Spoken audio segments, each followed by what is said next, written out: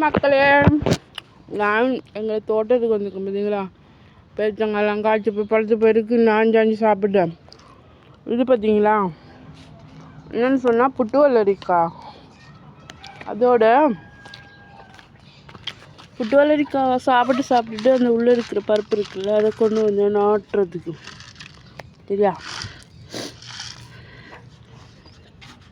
இன்றைக்கு ஃபுல்லாக பதியம் வைக்கிறது தான் வேலை. இன்றைக்கு 6ஆம் மாதம் 1ஆம் தேதி துவங்கியிருக்கு. அப்போ இன்றைக்கு எல்லாம் பதியம் போடுவோம். எத்தனை நாளையாலும் எல்லாம் முளைச்சி வருதுண்டு சரிங்களா. பார்த்தீங்களா, தண்ணி ஊற்றலை, அவன் டிரைவர் ஊற்றுவான். அவன் தான் இதுக்கு இங்கே இருக்கிற எல்லா மரங்களுக்கும் தண்ணி ஊற்றுறதான். ஊற்றட்டும், அவனுக்கு தெரியாது நான் இங்கே மரம் போட்டான் என்ன இலவ செய்கிறானோ. இவ்வளோ போச்சம்மா, தண்ணி வருதா? ஆமாம், தண்ணி வருது. தாயும் அவரே தந்தையும் அவரே, தாயும் தந்தையும் அவரே, ஏசப்பாவுக்கு என்னால் பிடிக்கும், ஏசப்பாவுக்கு என்ன நல்லா பிடிக்கும். போதும் தானே தண்ணி? ஆமாம்,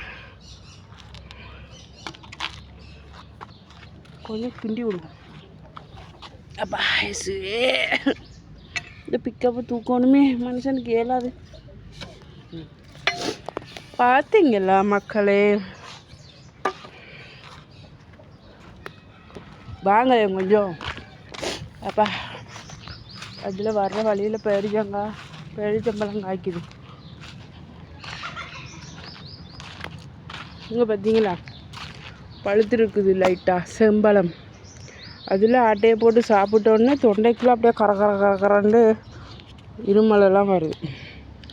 அதுக்காக ஆட்டையை போட்டு சாப்பிடாமலாம் இருக்கலாமா.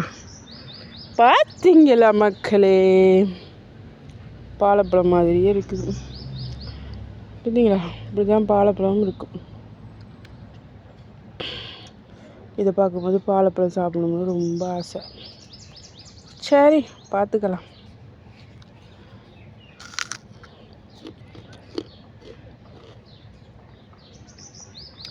யாரும் ஆக்கெல்லாம் காய்க்கிறாங்க, வாங்க ஓடுவோம். எங்கள் தோட்டத்தில் பூக்கள் எல்லாம் பூத்துருக்கு. புளிய மரம் துளுத்துருக்கு.